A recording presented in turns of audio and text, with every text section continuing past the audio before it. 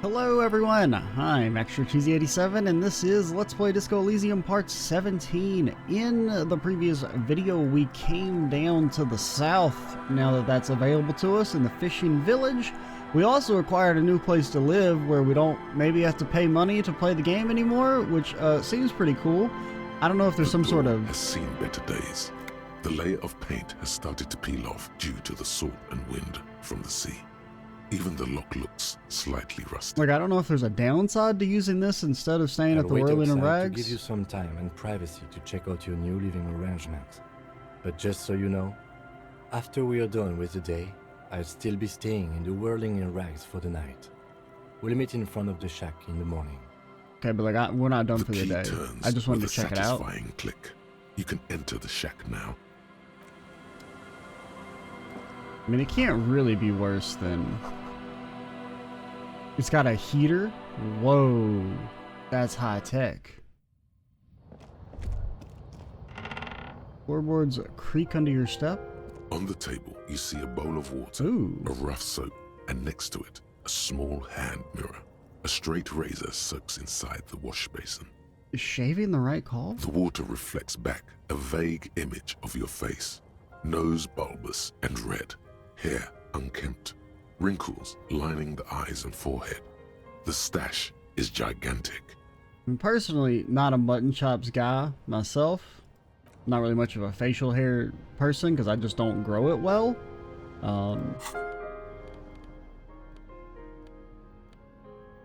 Looking for hand-eye coordination? I think we actually have nothing that gives hand-eye coordination, which is kind of crazy.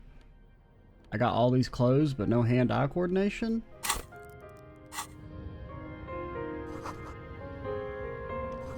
I don't know, man. I wouldn't mind giving it a shot. You know, we're trying to turn a new leaf.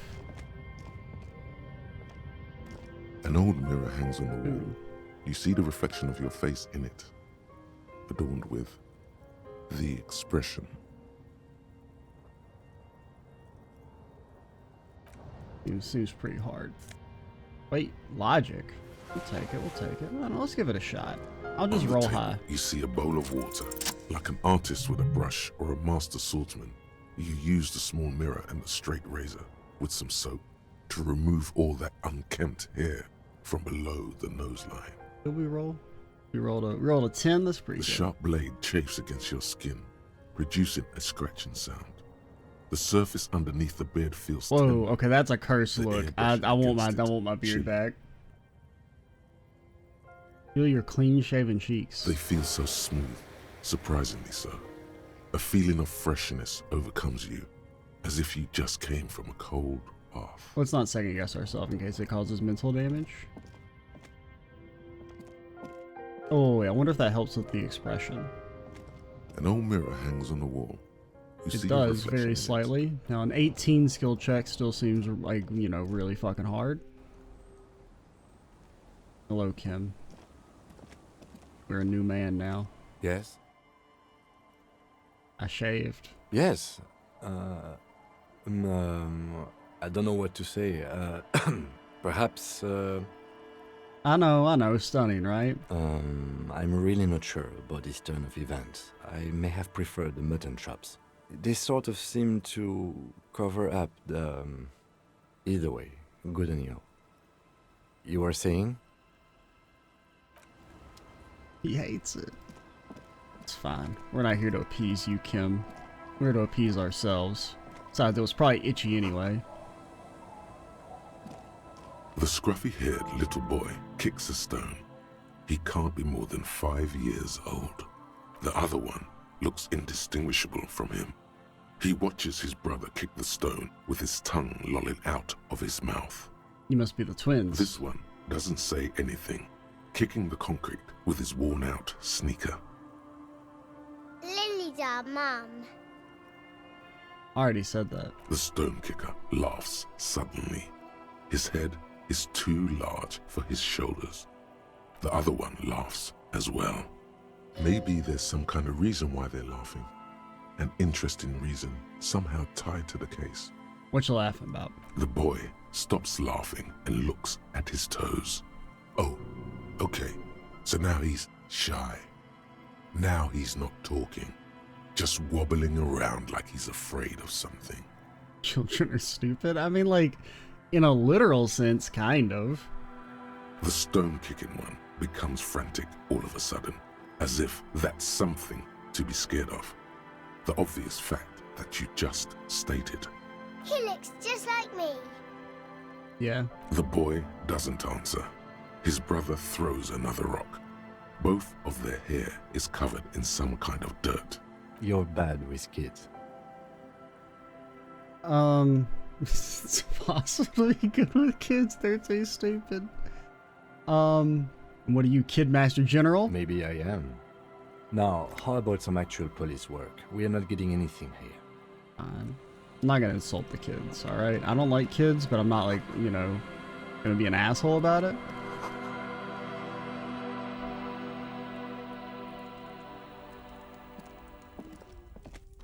Hello, mister.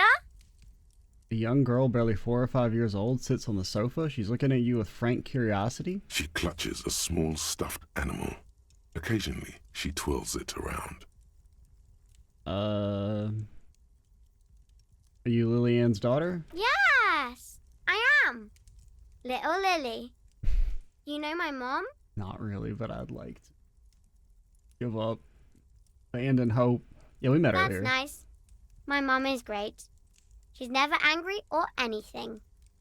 So, what's with the stuffed bird? It's a grouse. You might be able to get on Gart's good side if you replace the broken scooter you almost certainly broke. Ooh. Can I have it? I know someone who really likes stuffed birds. Sure, just go and get it. I don't like it anyway. It looks angry. Oh, well, that was easy. All right. You just need to grab it from the ceiling and go.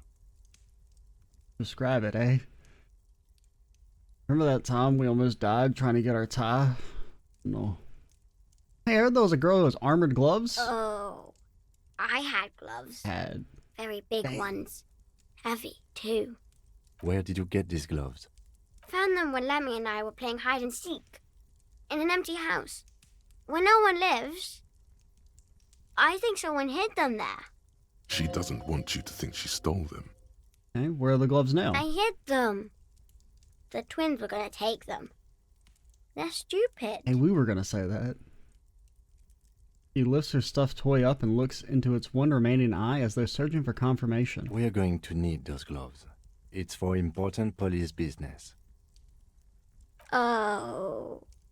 She doesn't seem to understand, but the lieutenant's tone has conveyed to her the important part. They're in my sandcastle. Behind our house.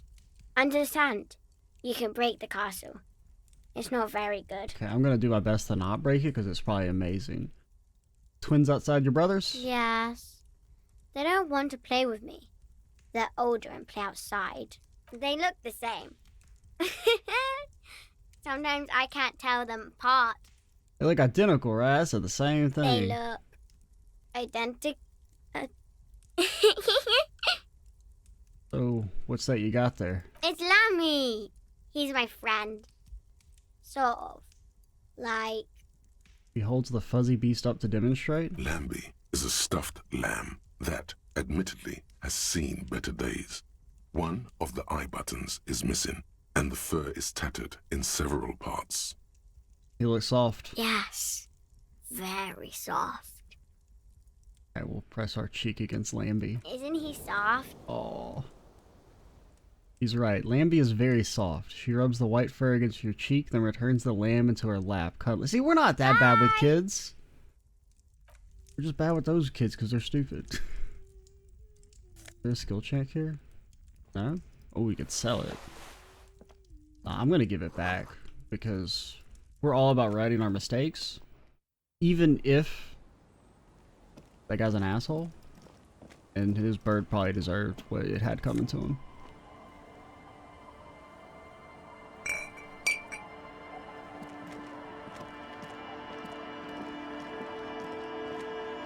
Now take your time. Good to see you, friend. Do I have deals set up for you, buddy boy? He spreads his arm as if wanting to embrace you. Does he actually know you? Or is he just shopkeep friendly? Good to see you too, friend. So what do you want? I got smokes. They're cheap. What? Very cheap. I got Pilsner. Great deal. You won't get a better deal on that piss. Spirits I can let go for 300 real. I also have speed. And by speed, I mean amphetamine. That seems, quite the business venture. Oh. The system's been good to old Rosemary here, and I'm milking her like a bitch goat in the backyard. Why you gotta say it like that?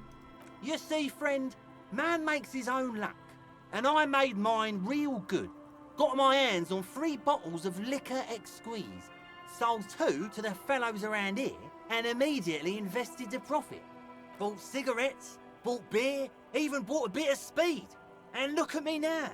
I got everyone on my hook. Looks like you're on your own hook.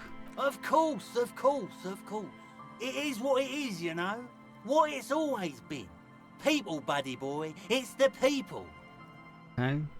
Someone who's not familiar with the crack commandments. Why does the bottle of spirits cost 300 real? See, friend, it's real valuable. Worth every real, if you catch my drift. Got it from a bit of a business venture. Let him speak. You know, it's funny, actually. He busts out laughing, then takes 3 gulps of his Pilsner.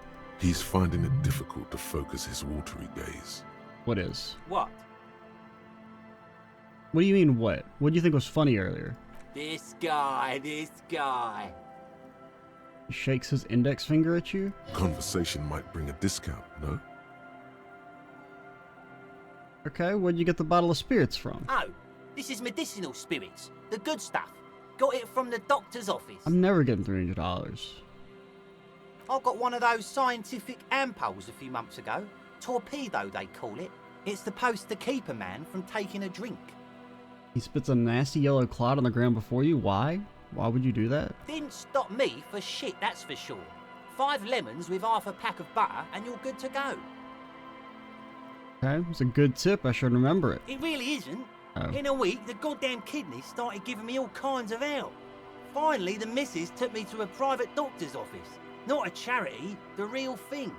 So what, you just ate 5 lemons with half a pack of butter? I mean, the half a pack of butter is probably not good for you, but like, that doesn't seem like that'd be enough to send you to the hospital. Those arseholes charged me 4 real to remove the damn thing. Where did you... But I came out on top after all.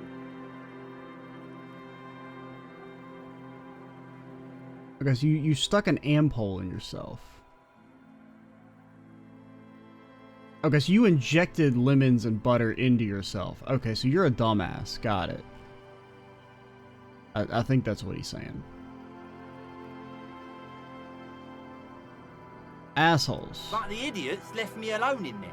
Now, I used to teach high school biology. I know what doctors use to preserve dead fingers. He gets an excited gleam in his eyes. Like 3 cans of this blue medicinal stuff from the back room. Threw the snakes out and voila! What's left is this beautiful blue stuff. 98.7% almost pure alcohol. I'm not drinking that. 2 I already sold to these fine gentlemen here.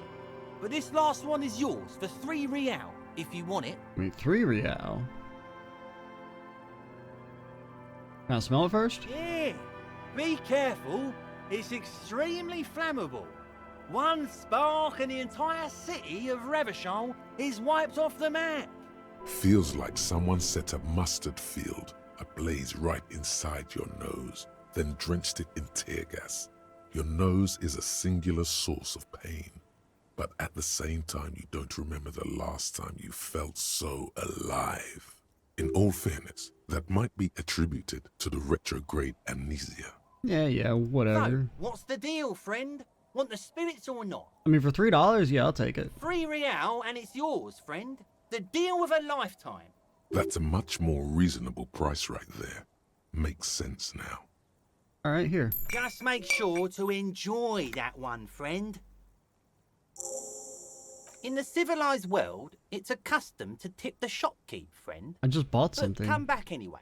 It's not. You don't tip the shopkeep, you weirdo. You probably one of those people that wants to have a tipping at the self-checkout. Psychopath. Keep it away from an open flame. Yeah, but we can't drink it. It's probably a good thing, but like, what's this task? The horrific necktie is getting ready for the end game. For the love of God, do not remove it till the magic happens. Well, he's kind of gone. I mean, I can re-equip him real quick.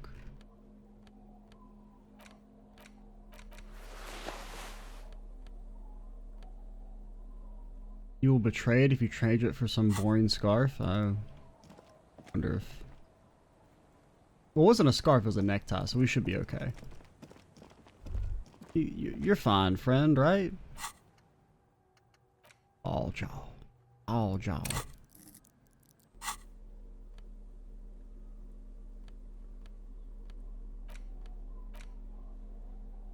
And we can, if nothing else, we can sell it for more than we bought it for, so... That's $3, baby.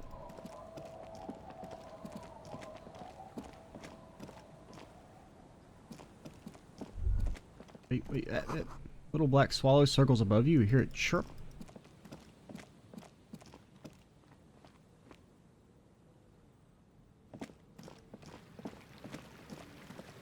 I do not know how to navigate this place. Wait, how do I get up there? Oh, wait, I forgot to be holding down tab. So it's like a toggle. Well, there may be something in the options. I don't remember seeing anything, but I do prefer it. Like, you know, a lot of like CRPGs have like you have to hold tab to see things highlighted, which like 99% of the time I'd just rather things always be highlighted, you know? We must have worked hard to smash the plastic dome. A metal payphone under a yellow plastic dome. You could use it to call someone, unless you're out of change. I don't really need to call anyone. You hear the tone. The machine is inoperable. Yeah, sure. Calling. Call someone. Still calling. And we get a pizza delivered. This feels wrong. Should you be doing this? Oh no. End of tone. Someone picks up. Pierre? Is that you, Pierre? Yeah, it's me, Pierre. So nice of you to find the time to call me. It gets so lonely. Even the animals have died. That's not good. Are you sure you're Pierre? Your voice, it's different. There. Chrysanthemum. Her voice is drowned in white noise. Sounds like waves washing a beach, growing in volume until the call suddenly disconnects. You get a sinking feeling. It makes you look if Lieutenant Kitsuragi overheard you. To your relief, he did not. Is that the same number we just tried? 2403155. Maybe we'll fish for that later. I'll keep exploring. Buzz hum, the electricity flows through the wires with audible power. Someone has left an unidentifiable article of clothing on this railing. It smells really bad. Take a closer look. It's streaked with dried seagull shit and tangled with pieces of seaweed. A dangling arm suggests that there might be a jacket beneath the crust of filth. It seems likely that it was left in the surf until someone laid it out on this fence to dry out. Unfortunately, that just seems to have stiffened it into a shapeless mass. Please tell me you're not taking that with you. Why not? It's a guano-encrusted jacket, and you're already carrying around enough as it is. We do like our clothes.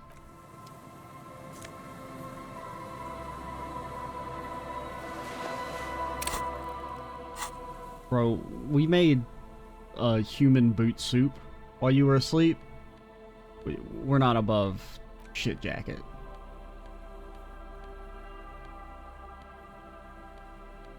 An item we interact with? Oh yeah, be able to interact.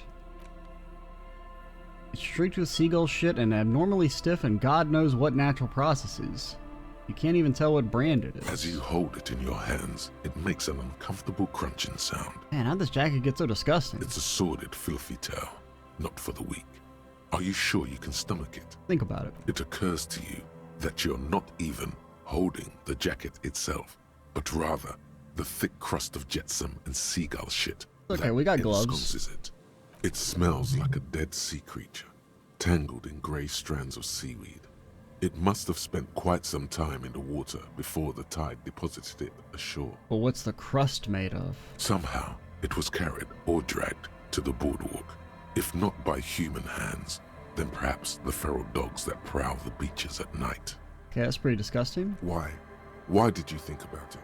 Look at your hands. They're covered in muck. Lick your hands? Now you're just flicking that shit everywhere. This is a disaster. You'll never get the smell out. Oh, okay. Well, maybe we can wash it and it'll be the greatest jacket in the game's history. Makeshift roof. Fat stacks. Coin-operated weighing machine hasn't been used for decades. What if I want to weigh myself? Yo, encyclopedia. That's not bad. We have several of those checks. More fat stacks. Even more stacks. The fat variety. Bro, down south is a treasure trove. Big wine canister. Oh, The smell. It's awful and familiar. what is it? Don't you recognize it? That hideous pungency. That faintly cloying sweetness. Only death smells like that. Something cold wakes in the pit of your stomach. Fear. It is death. It must be. Heads up, Lieutenant. Something's not right here. The lieutenant has already brought a handkerchief to his nose. These floorboards look weak and rotten. There's some tear, an empty cigarette package, and a crumpled kebab wrapper in the trash bin. Examine the kebab You see wrapper. traces of mayonnaise and ketchup on it, as well as a tomato wedge. The wrapper Tomato. reads, Shish Kebab Revachol. It's hard to concentrate in the smell. The sea air brings some relief. Cigarette. Whoever tossed it here was a heavy smoker. The brand name reads Red Astra. Tear. 2 empty bottles of Tallulah vodka and a can of black potent porter is all you find. No, there's more in there. Livis strawberry liquor. What? Plus some Pilsner bottles too. They're going in the bag. Better not pick them up. They seem unhygienic. I got gloves. I stuck my hand in some dude's brain 2 videos ago. A tragedy. He shakes his head with genuine sadness. Alright, so you like a dead guy? A man lies on the boardwalk, his limbs bent and neck turned at an unnatural angle. Right next to him is an empty bottle of spirits. In his cramped hand, a chewing gum wrapper. I mean, it says you're a corpse, but like, what does that really mean? Half of his body has slipped between the cracked boardwalk, starting with the right leg. The fall has left him broken, contorted like a sad puppet. The smell is not as bad as a 2-week-old corpse, but it's definitely heading there. Hold on. Lieutenant squats next to the corpse and examines his face. 2 bulging eyes stare back at him, void of any signs of life. Lividity is faintly pronounced. Whoever this is has been dead for 2 days. No longer. We need to investigate. He stands up and shivers as a gust of wind blows through his bomber jacket. Another dead body. This is your job. Steel yourself. Alright, we are the law. Calm now. Carefully. Just another day. Just another dead body. Breathe.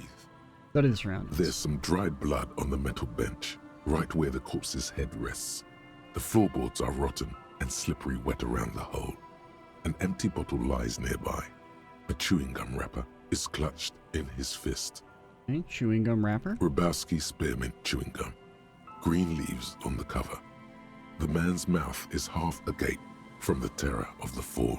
Look in. The blackness of death. Stench. You think you see white chewing gum too? I mean, it kind of seems like he just like fell through the boardwalk, cracked his skull on the bench, and died. Confirmed. Nearly the whole pack is there. Solidified on his lower rear teeth. He ate the whole pack, right? It's to cover the smell of alcohol before going home. The worst thing is, I've seen it before. Almost the same scenario, even the chewing gum. It's always the same. In a ditch off a road below the 881, he thinks. A young father. Then he shakes his head to make the memory stop. Examine the A bottle. .75 liter Tallulah vodka with its cap missing. There's hardly anything left inside. Tear all around us. He looks at two other bottles in the coin-operated viewer, then at your yellow plastic bag. I'd prefer if you didn't collect them this time. It's not proper. Okay, give me $1. True. It feels disrespectful. Okay. Well, like, step on the floorboards lightly. The boards screech under the weight Oh. of the T500 ceramic sabatons. It's a good thing they're Like so that it light, mentions the exact 'cause thing you're it's hard wearing. to determine whether it was the dead man's weight that caused the boardwalk to break. It definitely looks fragile. You see waves churning below. Something cracks beneath your feet. All right, I'll examine the A man's dried head. chunk of blood covers the hair at the back of his head. An open wound. It's sticky and cold to your touch. This is where he came out of himself, drop by drop, when he was unconscious. It took 3, maybe 4 minutes.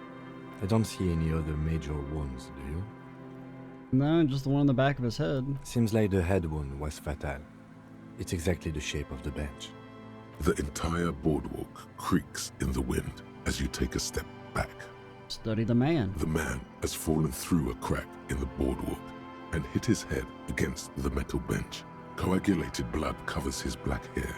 One of his feet is still dangling through the hole. A bad fall. It might have been dark outside. This place is a minefield in the dark. Examine his face. His expression is dull, like the sea behind him. Drops of water shining on his mustache. His eyes, empty and wide, look frightening in their frozen gaze. Good thing we got rid of our mustache, or else that could be us right there. Height, 170 to 175 centimeters. Curly hair, stout build. Age, approximately 50 to 60 years. I mean, he doesn't look 50, 60 years. His portrait maybe, but like, this guy does not look 50 to 60 years old. He was confused when he died. Confused and alone, most likely. Overcome with the awful surprise of it all.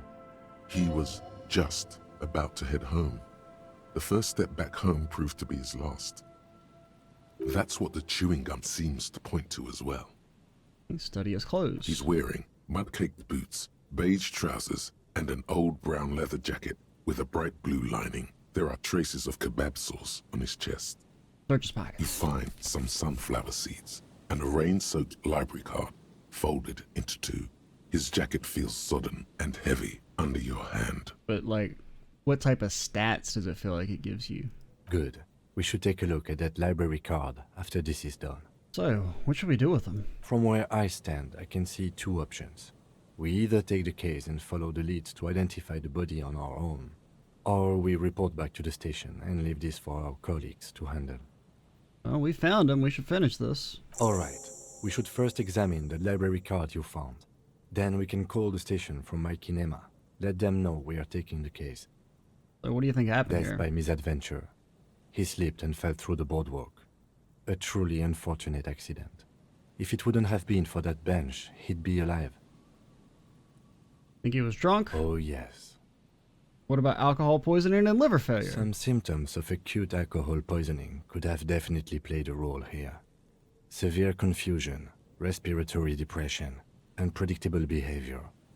But I think that death arrived through head trauma, not liver failure. Someone should be held responsible for this broken boardwalk. They'll seal this place off after the news reaches the coalition officials. I doubt that they have enough resources to actually repair the boardwalk. Not that sealing it off would keep anyone away. All it does is keep the city council's hands clean. It does seem to be a pretty straightforward misadventure, although there's still a question of identifying the body. Yeah, that's the main thing we need to do. Let any next of kin know. Library card found in the pocket of a dead man on the Martinez Boardwalk. Shamrock Public Library. The library card is folded into two and still slightly wet to the touch. The front side reads, Central Jamrock Public Library Card, issued to Billy Mejean, expires July 53. Billy is a unisex name. Could be the deceased, or his family member. Okay, true. Well, let's look at the backside. If lost, please return the card to the library. Dial 005 Well, dial. 02 Well, we know exactly where 211. Phony Or Boy's visit us at. at Moreau Street, 78, Jamrock. Business hours, 900 to 1800. Good. We should give them a call from my kinema. See if we can learn anything about Billy Mejean. Look inside. Whoever owns this card is an avid reader. You find a list of books written in blue pencil. Radio thriller. Stand a little less between me and the sun. The last one in the list is The Glinton Curve by M. Theobald. A library stamp indicates that the book has been returned. Most of these titles seem to be in the sci-fi genre. Some thrillers too.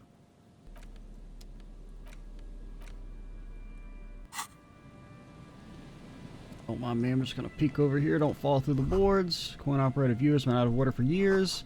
Stop messing with the coin viewer and hold on to something. The window's so strong. Okay. Whatever you say, sir. I'm not gonna steal his coins. Or his tear.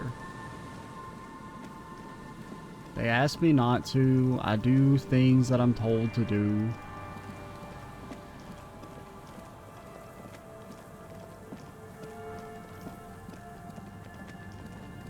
At least we can run again. Perch. Bars cover these long, dusty windows.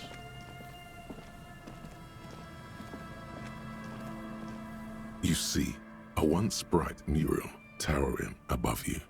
The signage has peeled off over the years, but you can still make out Feld Electrical R&D. A slogan used to intertwine with the loops a long time ago. Now, only a shadow of peeled letters remains. It says, tomorrow is just a whisper away. Tomorrow is just a whisper away. Looks like tomorrow never came. Okay. And Mikhail noticed the windows, especially with how there are no windows on the south side. This was to deal with. A blond man stands next to his son, alleged son, pointing to the weather-worn ruins. He sees you approaching and smiles. You officers, come to investigate the historic subtext of West Martinez? I'm Tran Heilostam. You must be Kim Kisuragi, right? What? I You was know just telling him. my son about this building. Not a lot of people realize the historic significance here. Very rich in hypertext. You know Kim, but you don't know us? Raphael? Nice to meet you.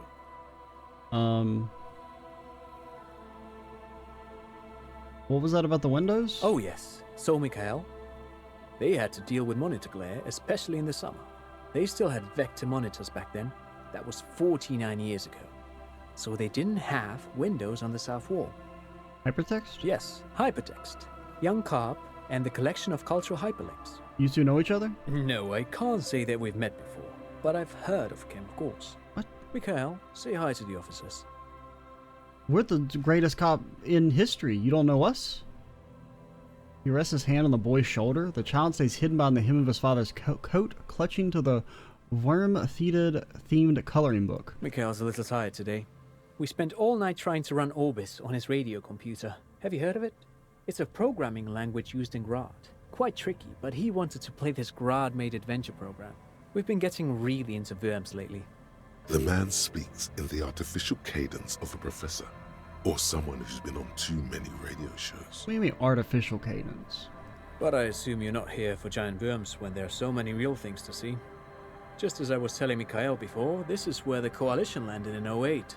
We could be standing on what is the most interesting landmark in Revachol West. This man is your half-brother. You feel it. But why? Okay. What's so fascinating about an empty old building? Aha! But it's not just any empty old building.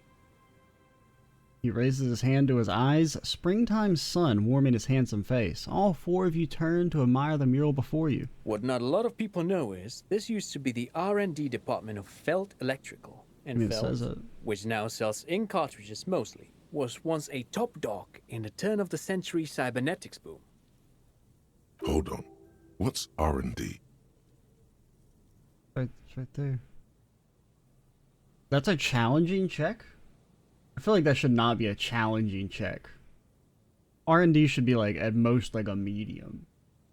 Like, most people have at least heard of it. Okay, well, I'm not going to admit my weakness. It looks old and weathered, with seagulls picking apart its stone and metal carcass.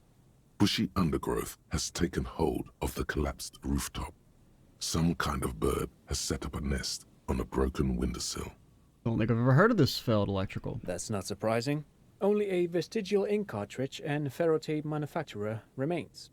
They started out as a midway electronics outfit in Königstein 2 centuries ago. After an aggressive move to Revachol, Feld became a global player in the emerging personal electronics market of the pre-revolutionary era. Still, Tricentennial was beating them in business machines. But Feld had an ace up their sleeve, or should I say they were developing an ace up their sleeve? I'm mixing my metaphors here. What was the ace? It was here in Martinez, possibly in this very building, that they developed prototypes for a tape computer. A tape computer? An A elegant computer folding made of mechanism tape? rollers and ferrotape ribbons, portable enough to be a take-it-home solution, revolutionizing business machines, possibly even bring them to the average consumer.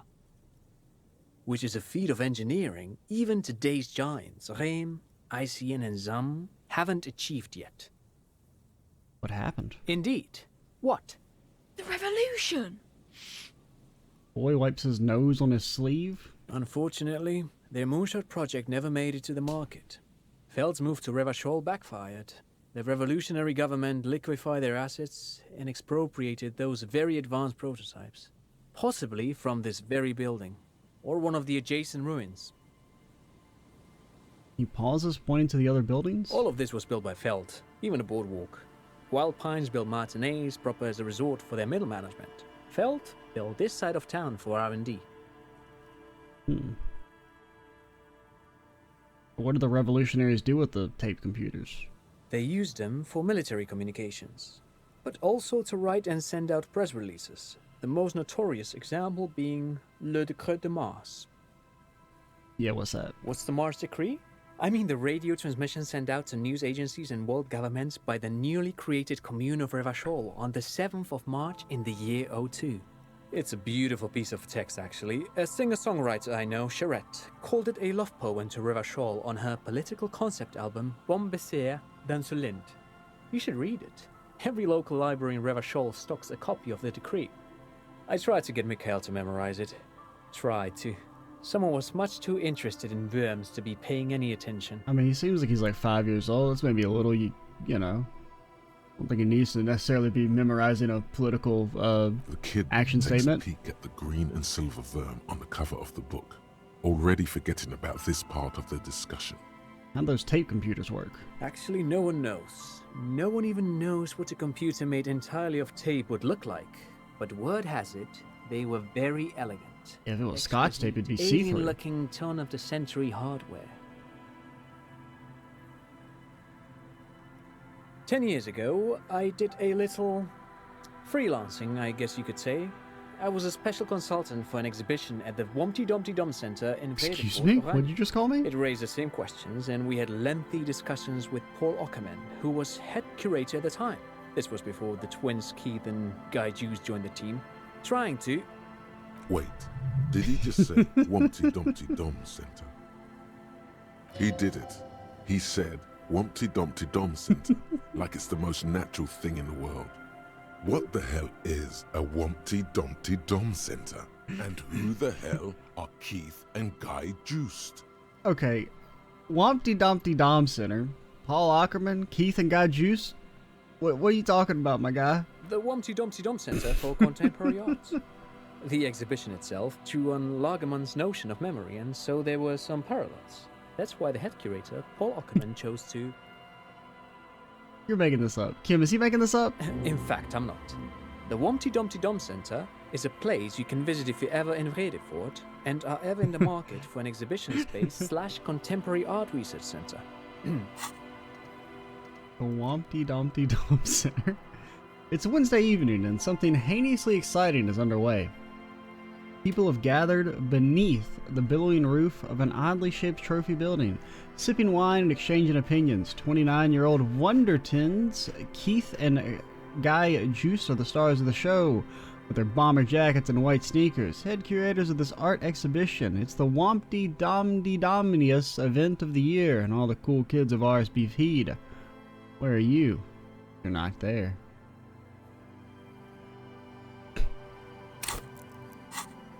But perhaps I should return to the tape computers. As I was saying, the device itself was very elegant, fragile even. One could write directly on the tape using a special chemical solution. The machine would then analyze the handwriting, perform operations, and project output onto a white screen. It was a beautiful, delicate thing. RCM should get some of those. Even one would be very useful.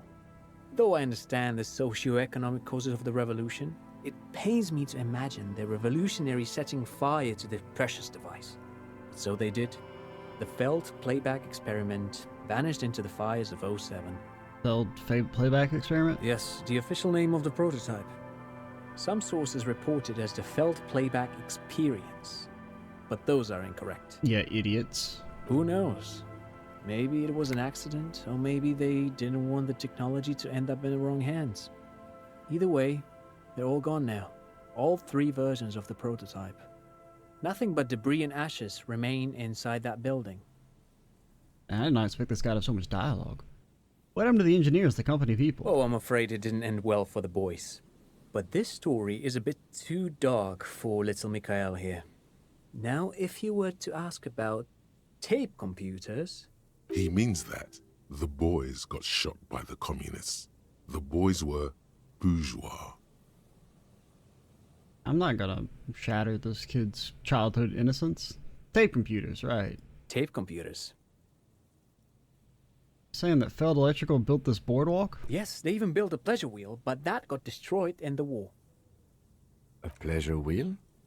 The lieutenant looks wistfully at the horizon as if picturing gondolas rising to the sky. Yeah, you said something about wheels? That'll get his attention. Perhaps reminded of a childhood memory. It's clear he would prefer there were a big wheel lighting up the coast. Yes, to lure in their star engineers. This part of Martinez was nothing but reeds before Feld arrived. They had to make the prospect of living here attractive. It was supposed to become a global center for innovation in cybernetics. But history had other plans. Wanted to ask something else. But of course. What else? You like someone who has money. You have any money? I do have some money, yes, but that's not what's really important here. He's a bougie. Get his ass. He's not gonna give you money. What are you doing? Clearly you were just profiling. No, I mean, come on. You need the money. If it's not a thing, he can give you some. I mean, he is our brother. So, could I have some of that unimportant money? Oh no, I don't have it on me, officer. I was talking in more general terms. He looks uncomfortable, his left hand squeezing his son's shoulder. I'm just spending time with my kid here, showing him around the lesser-known parts of our hometown. It wouldn't be wise to carry huge amounts of cash on such expeditions. I mean, I just need a few bucks. Not that he would have to worry about being robbed. He looks surprisingly buff. Does he work out? Do you work out? I do some Lomantang stick fighting now and then. Okay, what's that? It's an anthropological heritage of the Lomantang people. A martial art of sorts, but what not a lot of books mention is that it also carries a cultural significance among the Lomantangs, as it used to be the best means of showing off to look for a bride, which, interestingly enough, brings us to the socio-economic structure of the traditional and rural tribes of the Lomantang Isles, which... He goes on to give you a detailed overview of their way of life, the ambial, slightly nervous smile not once leaving his face. But anyway, I'm boring you with details again. you were saying? I'm not really interested in the practice. Wonder how often you work out. Now and then. That's what, like once a week? Lomantang stick fighting is a little like a Berolidin addiction. What? I've been practicing it for nearly 20 years now, so you could say that my doses have grown a little peculiar. Teach me. Wait, what does this man know about Pyrrolidon addiction? Okay. Hold on. Parolthodon? An interesting metaphor. Study his face. Perhaps not a metaphor at all. You got me, detective. But my history should hardly come as a surprise. Here's a former junkie. I can recognize one when I see it. Dad's fighting with sticks every night after dinner for 4 hours. He has a special room for that and a special costume. That's right, Mikhail. It also has a meditative quality. Helps to clear my head. But anyway. Thanks for all the interesting information. No, thanks to you for having me and little Mikhail here to pick your brain. A very interesting conversation indeed. Pick your brain? If anything, this was rather one-sided. He did the talking. Whatever. Well, it's not very common. You get to talk to the greatest detective. And I'm kind of like, why did he know Kim? Kind of weird.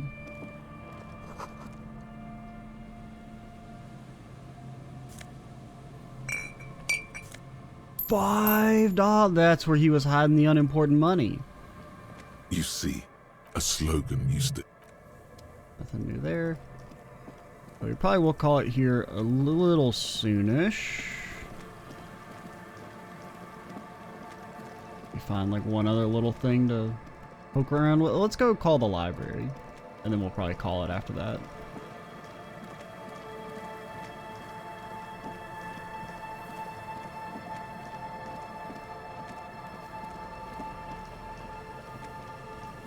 You pick up the handset. There's a tone. The machine is operable. Put 10 cents in. Well, no, I don't want to dial a random number. I want to dial Still calling. the real number. Again. Seriously. It's a random number. Someone with a masculine voice picks up. Is this Pierre? Hello, Gerard speaking. Okay. Gerard, what a douche name. Change it. Change your name. What are you, like 5? A woman shouts something in the background when Gerard speaks again. His voice is hushed. Thanks for calling, asshole. Phone hanging up. Disconnect tone. Okay, so we'll have to call the library later.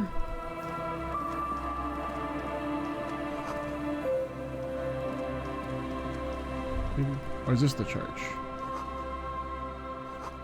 You kick drum pulse? A kick drum pulse. Music is coming from somewhere on the ice. It looks kind of churchy. Yeah. It's a church.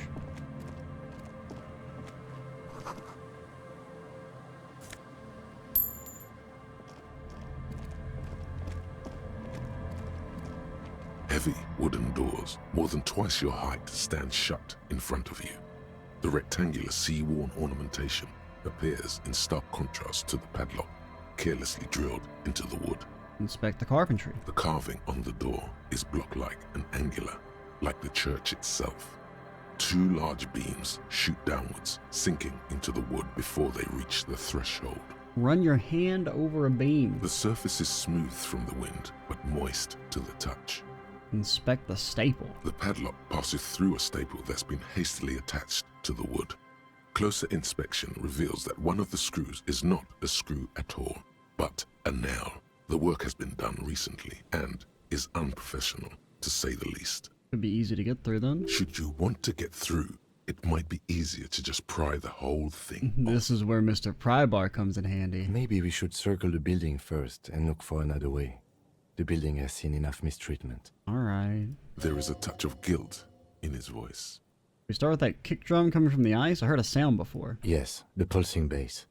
A sure sign of junior delinquency. Somewhere east of Official force. Let's take a look at the padlock though. This cheap-looking padlock is sturdily built. It shackles together a hasp and a staple screwed into the wooden door. The lock is adorned with a yellow sticker.